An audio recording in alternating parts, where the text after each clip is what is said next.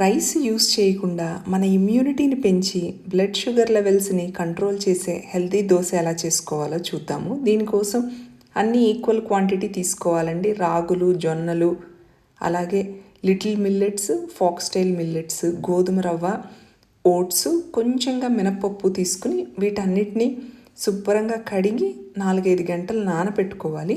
ఇలా నానబెట్టుకున్న దాన్ని దోశపిండిలాగా మెత్తగా రుబ్బుకోవాలి. ఇందులో కొంచెంగా ఉప్పు వేసి 5-6 గంటలు ఫర్మెంట్ చేసుకోవాలి. ఫర్మెంట్ చేసుకున్న దోశపిండి అయితే మనకి దోశలు చాలా బాగా వస్తాయి. ఇప్పుడు దోశలు వేసుకుందాం. పల్చగా వేసుకుంటే కనుక మీకు క్రిస్పీ దోశలు వస్తాయి. అదే కొంచెం మందంగా వేసుకుంటే మెత్తని దోశలు వస్తాయండి. ఎన్నో హెల్త్ బెనిఫిట్స్ ఉన్న ఈ దోశని ఒక్కసారి ట్రై చేసి చూడండి. ట్రై చేస్తే ఎలా వచ్చిందో కామెంట్ చేయండి. వీడియో నచ్చినట్లయితే లైక్ చేయండి, షేర్ చేయండి, సబ్స్క్రైబ్ చేసుకోండి. నెక్స్ట్ టైం ఇలాగే ఇంకొక క్విక్ అండ్ సింపుల్ రెసిపీతో మళ్ళీ కలుద్దాం. Thank you.